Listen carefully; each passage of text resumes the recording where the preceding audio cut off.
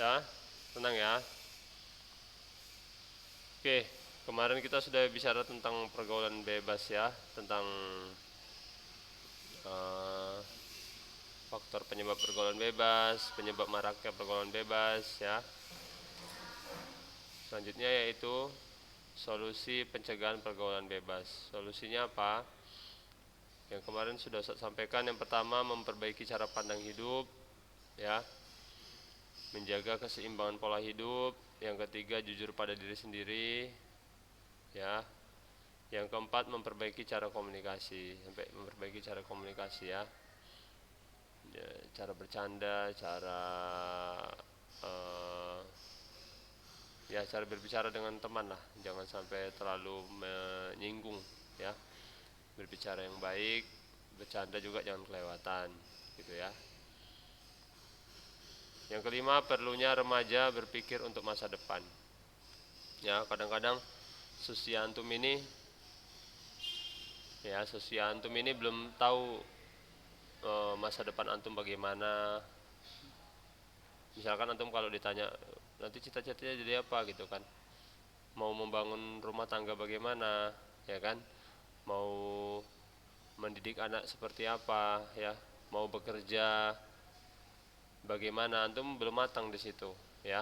Jadi berpikir untuk masa depan itu masih hanya sepintas saja. Mungkin dia pingin cita-cita jadi dokter misalkan ya, cuma mungkin hanya di bibir aja gitu ya, cita-citanya jadi dokter atau cita-citanya jadi tentara gitu kan. Tapi ada orang kadang-kadang gitu, cita-citanya jadi apa, jadi tentara, tapi disuruh lari, disuruh olahraga nggak mau, nggak bisa lah kan. Kalau mau jadi tentara kan harus berolahraga, rajin, fisiknya harus kuat. Rajin pengen jadi dokter misalkan, atau jadi dosen, jadi profesor, tapi malas membaca, nggak bisa ya. Dokter sama dosen atau profesor dia harus rajin membaca ya. Bukunya tebal-tebal tuh, bukunya itu 200 halaman, 150 halaman gitu kalau dokter ya. Itu masih kadang-kadang membahas tentang misalkan hanya kulit, membahas kulit, tapi tebalnya segini tuh. Belum lagi membahas mata, satu organ tubuh kita ini nanti membahasnya tebal-tebal kali gitu. Bener nggak? Iya gitu. Jadi kita harus sesuai, cita-cita sama perbuatan kita harus sesuai. Misalkan cita-citanya jadi ulama, jadi ustadz gitu kan, jadi ulama terkenal, seperti Ustadz Nujul Jikri, seperti Ustadz Khalid Basalama, seperti Ustadz Syafiq misalkan, ya harus membaca tiap hari ya, harus membaca tiap hari. Ustadz Piranda itu waktu menyampaikan materi mengenai tafsir ayat keberapa itu ya, tafsir Quran ayat sekian gitu ya, lupa Ustadz, tafsir surah apa gitu di Unimed waktu datang ke Unimed. Beliau belajarnya waktu ke Unimed Al-Hujurat ya. Oh, Masya Allah antum ingat ya. Beliau itu kan menyampaikan, untuk menyampaikan tausiahnya yang hanya 1,5 jam atau 2 jam itu, beliau belajar membacanya 10 jam. Bayangkan antum 10 jam untuk menyampaikan materi yang 1,5 jam atau sampai 2 jam itu di Unimed kemarin. 10 jam. Bayangkan antum itu, bacanya 10 jam. Jadi butuh persiapan apapun gitu kalau untuk masa depan ya. Ustadz pun berkata seperti ini karena Ustadz ya itu ya, dulu belum ada dakwah sunnah seperti ini ya. Jadi istilahnya dulu Ustadz bermalas-malasan. Ya Ustadz termasuk istilahnya pingin dulu jadi dosen ya. Dan terwujud, sebenarnya terwujud. Tapi waktu tahap S1 dan S2 itu Ustadz masih kurang sebenarnya belajar gitu ya. Jadi ketika Ustadz waktu sempat menjadi dosen, eh, kita masih bingung gitu. Rupanya materinya seperti ini, susah kita mengajar gitu. Ternyata Ustadz kurang membaca ya. Di situ Ustadz kurang membaca.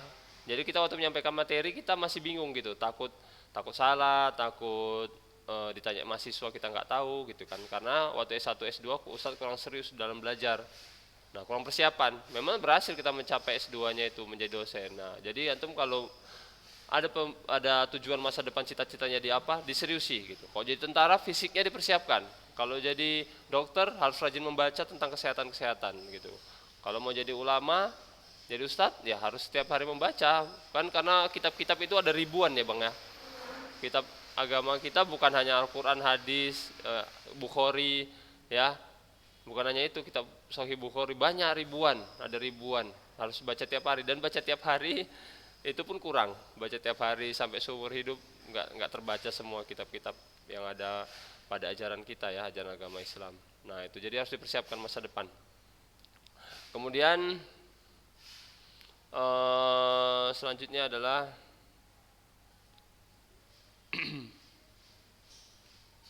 nah itu tadi ya, perlunya remaja berpikir untuk masa depan. Yang kelima, yang keenam, menanamkan nilai ketimuran. Menanamkan nilai ketimuran. Maksudnya ketimuran itu kita beda sama orang barat. Kalau di barat ya, itu kita bebas melakukan apa ya apa aja kayaknya bebas ya, narkoba, pergaulan bebas. Bahkan kalau di sana itu misalkan seorang istri gitu ya, seorang istri dipeluk oleh temannya, itu biasa aja ya. Itu orang itu ibaratnya pelukan itu ibarat salaman sama orang itu, ibarat salaman gitu ya. Misalkan kita ke luar rumah pakai pakaian nggak sopan ya, mungkin maaf cakap, kalau hanya pakaian dalam aja orang itu biasa aja, lagi nggak lucu gitu, biasa aja orang itu ya. Makanya orang itu kalau lihat pergaulan yang kalau ketimuran kayak kita, misalkan umur pada saat sekolah SMA gitu ya, SMA nggak punya pacar, itu diketawai kalau di luar negeri sana. Hah? Nggak ada pasanganmu misalnya, nggak ada pacarmu gitu, diketawai mereka. Bahkan mereka kalau masih gadis ya, sebelum menikah, dia menikah gitu kan, tapi dia masih gadis, maaf cakap masih perawan, itu diketawai ya, mereka seperti itu. Kalau sudah bergaul bebas, makanya orang itu gaul dibilang. Kalau sudah bergaul bebas, sudah melaksanakan hubungan seks bebas, mereka dikatakan udah gaul kalau di barat sana. Kalau kita kan enggak, kita kalau sempat udah tidak perawan lagi, tidak gadis lagi, maka jadi ejekan ya kan, jadi ejekan sama orang. Ah itu enggak, anak enggak beres, enggak bener kan, kayak gitu. Beda kita, adat kita sama orang barat ya, itu dijaga betul kehormatan wanita. Kemudian efek pergaulan bebas ini juga, atau seks bebas ya, bisa sampai kepada namanya penyakit kelamin. Penyakit kelamin contohnya sipilis ya. Sipilis itu kencing nanah atau kencing darah, pernah dengar nggak? Nah itu kalau orang hobinya ke tempat pelacuran, ke tempat-tempat seks bebas ya, atau bergaul pacarnya sana, pacarnya misalkan ada 5, sana bergaul, di sini bergaul. Nah seperti itu bisa kena penyakit kelamin atau kencing nanah, kencing darah, namanya sipilis ya, kencing sipilis. Boleh antum lihat di YouTube atau di Google itu apa sipilis, biar antum takut ya. Kemudian juga bisa sampai yang tingkat yang lebih tinggi, penyakit HIV AIDS. HIV pernah dengar? Pernah ya, dengar aja ya, dengar aja. Tapi tahulah ya, kalau penyakit HIV itu membahayakan. Antum mau nggak dekat-dekat sama orang kena HIV? Enggak, padahal nggak tahu HIV itu apa ya kan?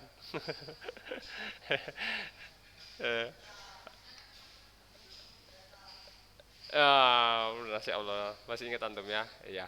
HIV itu memang penyakit yang induknya penyakit ya, induknya penyakit atau penyakit yang paling berbahaya ya, paling berbahaya. Dia membunuh secara perlahan. Jadi HIV itu penyakit ya perlahan dia meninggal, nggak langsung. Misalkan kena sakit sekarang, seminggu lagi meninggal, nggak seperti itu. Dia meninggal secara perlahan dan tersiksa. Nah itulah Allah menciptakan penyakit itu karena disebabkan oleh seks bebas atau zina. Zina kan perbuatan yang sangat keji ya. Allah nggak mengatakan dalam Al-Quran itu perbuatan melawan orang tua itu keji ya, nggak sholat itu keji. Tapi Allah mengatakan perbuatan zina itu keji ya. Keji itu ibaratnya kalau dibunuh secara keji gitu kan, orangnya keji nih, keji berarti itu udah jahat kali ya kan, sangat jahat. Keji itu atasnya jahat ya, udah keji kali. keji kali gitu kan. Berarti itu perbuatan yang sangat jahat, ya. Nah, itu dia. Karena Allah menciptakan penyakit itu pasti ada hikmahnya ya, biar kita jauh dari pergaulan bebas. Makanya Allah menciptakan HIV. Jadi HIV, ya Ustaz mau cerita tentang HIV ya. HIV adalah suatu penyakit yang menyerang apa? Apa yang diserang dalam tubuh kita kalau kena HIV? Ada yang tahu? Nah, tahu ya. HIV adalah penyakit yang menyerang sistem kekebalan tubuh kita atau daya tahan tubuh kita atau imun kita yang terdapat pada sel darah putih kita, ya. Jadi sistem kekebalan tubuh kita, sistem imun kita terletak pada sel darah putih kita. Semua penyakit di yang sering menyerang kita lah ya. Contoh diare, ya, contoh batuk, flu, demam, atau penyakit TBC, atau penyakit virus seperti virus cacingan gitu ya, cacingan atau bakteri lainnya, itu bisa dilawan oleh dilawan oleh daya tahan tubuh kita, bisa dilawan ya, semua virus-virus tersebut. Tapi kalau udah HIV, virus itu tidak bisa dikalahkan oleh tubuh kita, tidak bisa dikalahkan oleh imun kita. Nah, itu dia. Satu-satunya penyakit yang nggak bisa dikalahkan oleh imun atau daya tahan tubuh kita adalah HIV. Ya, dia merusak sel darah putih kita. Dirusak, ya.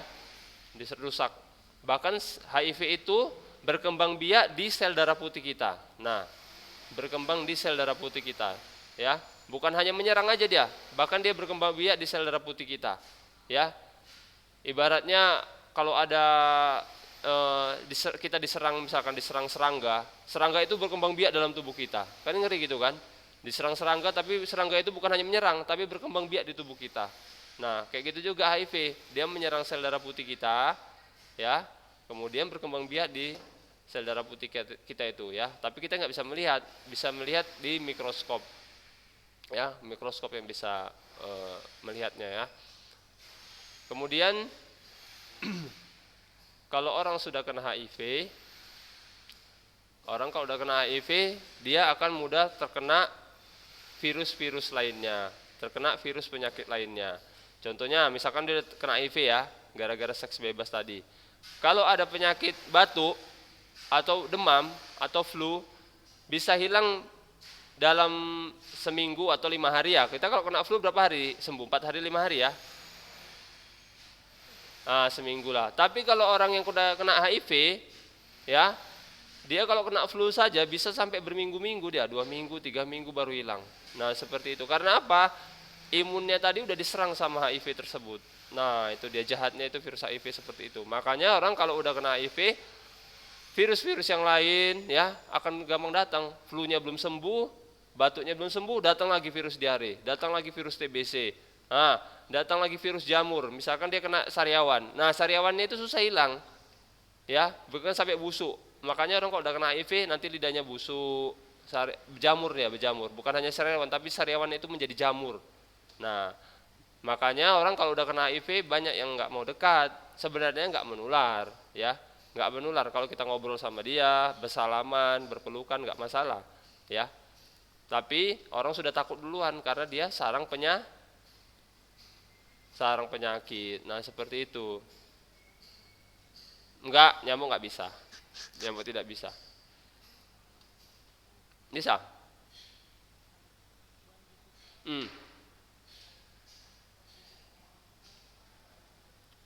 Oh, kalau ada info terbaru gitu Ustadz kurang tahu juga ya. Ustadz yang tahu Ustadz 3 penyebab HIV itu bisa menular. Yang pertama seks bebas, ya. Yang kedua dari jarum suntik. Dari jarum suntik, misalkan ada seseorang si A ini memakai narkoba, ya, jarum suntik. Tahu lah antum narkoba ya, dari suntik itu ya, pernah lihat di buku atau di internet ya. Gantian sama kawan, bro gantian lah bro, aku minta lah gantian, disuntik lagi, gantian sama kawannya. Nah, kalau kawannya si A tadi itu kena HIV, ya, kemudian dia jarum suntiknya gantian dengan si B dengan si C, maka dia bisa tertular, ya, dari seperti itu. Yang ketiga dari transfusi darah, misalkan kalau kita ada seseorang misalkan butuh darah, dia kecelakaan, ya, darahnya habis, darahnya itu udah banyak keluar lah pendarahan, dia minta transfusi darah, butuh darah, golongan darah, tiba-tiba darah yang ditransfusi ke tubuhnya itu, bantuan darah itu tercemar oleh penyakit HIV, nah itu bisa tertular, ya. Kemudian juga bisa dari pisau cukur, pisau cukur. Kayak mana Ustaz kok bisa? Ya misalkan si A pangkas, dia rupanya tukang pangkas ini nggak hati-hati. Si A ini rupanya kena HIV sudah kan, udah kena HIV. Dikerok lah dicukur lah sama tukang pangkasnya. Serak berdarah. Otomatis darahnya lengket di pisau siletnya kan. Nah, kemudian datang si B pangkas, si B ini nggak ada kena HIV, dia sehat-sehat saja. Kemudian tukang pangkas ini nggak mengganti pisau siletnya, dicukurkanlah ke si B ini, serak katanya, rupanya berdarah juga. Nah darah yang tadi dilengket di silet tersebut kan masuk ke dalam kulitnya siapa kan, si B yang tidak kena HIV tadi kan. Nah bisa jadi tertular. Makanya antum kalau ke tukang pangkas bilang sama tukang pangkasnya, bang tolong ganti bang ya pisau siletnya gitu ya. Kalau dibilang dia masih tajam ini kok dek katanya, enggak apa-apa lah bang, ganti aja bang, bilang gitu. Nanti tak tambahilah, tak tambah 2000, kan mau dia tuh kan. Pisau silet berapa, 1000-nya cuman ya. Nah, nanti ku tambahi bang 2000 atau 3000, bilang aja gitu ya, biar kita selamat ya kan. Nah rupanya kita nggak tahu di pisau siletnya itu ada darah, bukan seorang kena HIV, jadi kena ke kita, padahal kita nggak pernah hubungan seks bebas, kita nggak pernah pakai jarum suntik, rupanya kita kena jadi korban. Nah makanya bilang aja gitu, berani aja ya. Nah itu dia. Tapi udah banyak juga kok tukang-tukang pangkas, kalau apa dia ada pelanggannya pangkas gitu kan, langsung diganti pisau cukurnya. Dia udah ngerti, ada yang seperti itu. Tapi ada juga yang belum ngerti. Ya. Untuk masalah yang tadi, yang nyamuk, Ustadz belum dapat infonya itu ya. Nanti kalau memang itu benar, ya kita percayai ya. Siapa tadi yang bilang dari nyamuk? Hah? Abdul Rahim. Ya kalau memang bisa dari nyamuk, ya memang harus kita percayai ya. Kita berarti patut hati-hati gitu ya. Nanti saya cari info juga di YouTube coba ya. Dan kalian antum coba lihat juga di YouTube nanti apakah nyamuk bisa menyebarkan virus HIV. Coba dicari di YouTube setelah ini ya. Kemudian apakah virus HIV bisa menular tadi dari salaman? Tentu tidak ya. Dari salaman nggak bisa, dari pelukan nggak bisa, gitu ya. Makanya kalau kita ada orang kena HIV, ya kita jangan dikucilkan juga, ya. Karena orang kalau udah kena HIV dia itu biasanya depresi, butuh dukungan. Kadang-kadang bukan kemauan dia, nggak kemauan dia kena HIV itu. Kadang-kadang contohnya seorang ibu dia memiliki misalkan suami yang nggak baik. Contohnya di televisi pernah seperti itu ya. Ibu ini ibu yang baik, nggak pernah dia selingkuh segala macam. Tapi kebetulan suaminya itu hobi ganti-ganti pasangan di luar tanpa sepengetahuan dia. Ya, jumpai pasangannya di sini, jumpai pasangannya di sana, dia selingkuh gitu. Nggak taunya selingkuhannya ini punya HIV/AIDS, tertular lah kan. Dari mana masuknya ya? Pasti antum udah tahu kalau berhubungan seks bebas. Ya, cairan vagina perempuan tersebut kan memiliki virus masuk ke dalam lubang kelamin si laki-laki. Nah, dari situ masuknya, ya. Nah, kalau sudah masuk seperti itu, tertularlah si laki-laki ini. Kemudian laki-laki ini nggak sadar kalau dia kena HIV. Dia pulang ke rumah berhubungan juga dengan istrinya. Istrinya tertular. Nah, seperti itu, istrinya tertular. Kemudian gejala-gejalanya apa sih kalau udah kena HIV? Kalau sudah kena HIV, gejalanya yang pertama badan demam tinggi, ya, meriang tanpa sebab. Kita nggak ada kena hujan,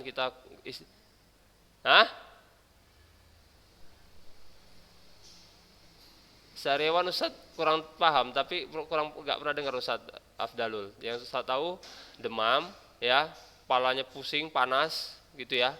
Terasa panas ini kepala, badan juga menggigil.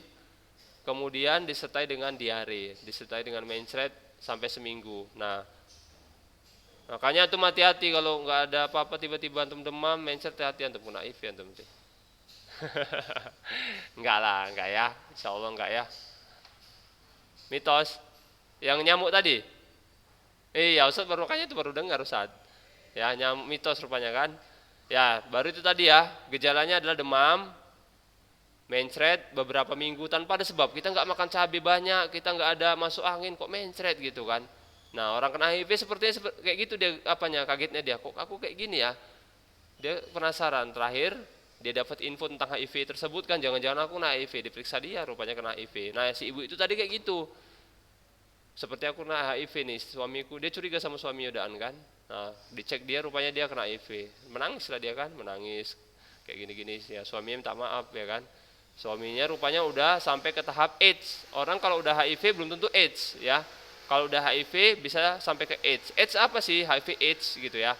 AIDS itu adalah kalau sudah tahap HIV-nya ini tahap akhir ya, udah opportunistik, namanya opportunistik, artinya udah komplikasi.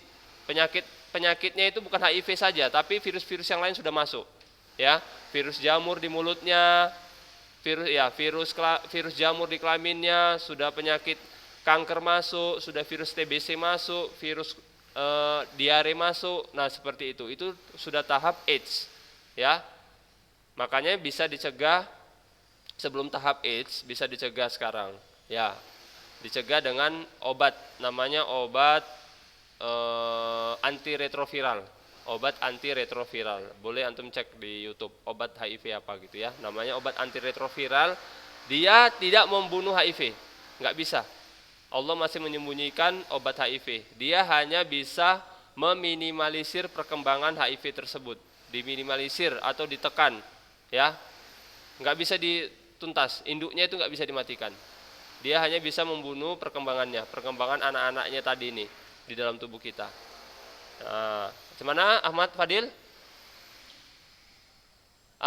Habatus sauda benar. Ada hadis yang mengatakan bahwa habatus sauda itu obat segala macam penyakit kecuali kematian. Benar.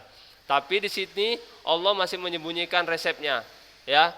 Komposisinya seperti apa, dosisnya seperti apa, Allah masih merahasiakan. Makanya nggak ada pernah cerita Allah menyembuhkan. Belum ada salah satu pasien pun yang dinyatakan sembuh dari HIV setelah mengkonsumsi habatus sauda. Belum ada. Kita bukan menyalahkan habatus saudanya tidak menyembuhkan HIV tersebut, tapi resepnya, ya, entah berapa kali sehari, entah berapa bulan dikonsumsi, belum ada yang bisa menemukan. Ya, coba antum cek sendiri, ada nggak pasien yang disembuhkan gara-gara habatus sauda? Udah cari di YouTube soalnya, cari di YouTube, cari di Google, pasien yang sembuh mengkonsumsi habatus sauda nggak ada, gitu ya. Kalau kata Ustadz Subhan Bawazir, bukan nggak bisa habatus sauda menyembuhkan, cuma resepnya itu, mungkin campurannya ya, entah dicampur apa gitu, belum ada yang menemukan untuk mengobati HIV ini. Dari ASI bisa. Nah, benar. Itu mau Ustaz bahas juga sebenarnya sih. Ya. Dari ASI bisa juga. Makanya orang kalau udah kena HIV, khususnya perempuan, itu ada sebagian dokter yang melarang dia jangan hamil. Jangan hamil. Karena itu tadi sampai bisa menularkan si bayinya. Bisa menularkan si bayinya. Tapi bisa juga ada yang enggak. Makanya jangan, kalau air susu jangan sampai dikasih. Itu kasihannya anak kena HIV kan. Orang kalau udah kena HIV, seorang ibu, anaknya nggak boleh minum air susunya dia, bayangkan antum, ya. Kasihan dia nangis-nangis, bikin nyusu tapi nggak boleh. Dia boleh hanya minum air susu susu kemasan. Nah, susu kemasan itu, Denko apa segala macam atau SGM gitu ya. Padahal susu kemasan itu 1:100. 1:100 manfaatnya sama ASI ibu, ya. Jadi kalau misalkan orang minum susu sebotol, ya, minum 100 botol susu mineral, itu masih 1 gelas ASI, itu masih ibarat 1 gelas ASI. Nah, seperti itu. Makanya orang kalau minum ASI ibu dengan bayi yang minum susu kemasan, ya, misalkan tadi SGM, Nutrilon, segala macam, kecerdasannya jelas lebih yang meminum ASI ibu. Daya tahan tubuhnya juga. Susu kemasan, Nutrilon, SGM, apa lagi ya? BMT, Cilkit, nah seperti itu ya. Nah itu lebih kuat orang yang minum ASI ibu. Nah bayangkanlah itu ya. Tapi itu salutnya ya, Allah menciptakan rahim. Rahim seorang ibu itu dia tahan sama virus apapun, dia mau HIV apa segala macam. Jadi bayi itu kalau di dalam rahim itu masih selamat dia dari HIV, serangan HIV itu. Ya, masih dilindungi. Makanya itu Allah menciptakan rahim itu luar biasa. Ya, dalam tubuh anak itu. Jadi dilindungi dia. Tapi jangan sampai bocor. Waktu melahirkan itu jangan sampai rahim itu bocor sehingga darah-darah yang di luar rahim itu masuk, ya. Darah yang di luar rahim itu kotor daan. Maka jangan sampai kalau terhirup dia termasuk ke bibirnya dia waktu lahiran, ya itu bisa terkena HIV. Makanya ngeri-ngeri sedap kalau seorang ibu itu udah kena HIV tapi dia melahirkan. Ya, kalau sempat termasuk ke mulutnya dia darah ibunya tadi yang di luar rahim itu bisa tertular. Nah, seperti itu, kasihan ya. Makanya itulah Allah menciptakan HIV itu ya, agar manusia takut dengan zina. Tapi ya gitu pun masih banyak juga ya yang berzina ya kan. Iya, itu kasihan. Ya itulah. Ada seperti itu kejadian di daerah Ustadz. Ya gitu ya. Ya kena HIV ibunya, tapi ya ketika anaknya dilahirkan ya nggak disusui, anaknya itu kasihan jadinya, kurus gitu kan. Dia pingin minum ASI ibunya tapi nggak mungkin lah, ASI ibunya sudah tercemar, takutnya tercemar kan, tercemar HIV. Nah seperti itu. Nah antum makanya jangan coba-coba dekat dengan zina. Nah, kalau udah dekat dengan zina terjadi seks bebas, kena HIV ya kan, kena HIV orang tak jauh dari antum karena antum jadi sarang penyakit. Iya, saudara kita pun takut. Coba antum buka lah di YouTube tentang HIV. Orang kalau udah kena HIV, saudara kandungnya pun takut, abang adiknya. Iya, dia numpang kamar mandi misalkan, janganlah nanti air seninya kena HIV, takut-takut jadinya. Bahkan saudara kandung, paling orang tua lah, orang tua masya Allah ya, kalau orang tua itu anaknya kena HIV mau kena apapun nggak takut kalau orang tua ya. Tapi kalau saudara kandung, abang kandung, kakak kandung, apalagi sepupu ya, bibi, takut itu. Nah makanya antum jangan deketi zina ya, jangan deketi zina. Jangan deketin zina, nanti nikah ya nikah aja ya, nikah dari ta'aruf, jangan dari pacar-pacaran. Kalau mau kurang satu tambah dua ya kan, kurang dua tambah tiga, ketawa. Ya daripada selingkuh di luar ada 5, 6, 7, 8 ya kan, Allah tahu nafsu laki-laki itu bagaimana ya, udahlah 4. Allah kan maha baik, dikasih 4, makanya itu. Tapi laki-laki kayak gitu, laki-laki bodoh kadang-kadang, dia nggak disuruh nikah yang halal nggak mau, dia maunya selingkuh, ya kena kayak gitulah ya kan. Nah seperti itu ya, minggu depan kita lanjut lagi ya. Minggu depan kita lanjut lagi. Ya jika ada pertanyaan WA Ustadz, Japri Ustadz boleh. Atau kalau materi ini kurang, sebenarnya masih banyak tentang HIV ini ya. Antum lihat di YouTube lah, lihat di YouTube. Lebih di situ ada dokter-dokter yang menjelaskan, lebih paham mereka tentang HIV ini ya. Oke, sampai di sini saja yang dapat saya sampaikan. Lebih kurangnya Ustadz mohon maaf. Ustadz sudahi dengan doa kafaratul majelis. Subhanakallahumma wa bihamdika asyhadu alla ilaha illa anta astaghfiruka wa atubu ilaik. Assalamualaikum warahmatullahi wabarakatuh.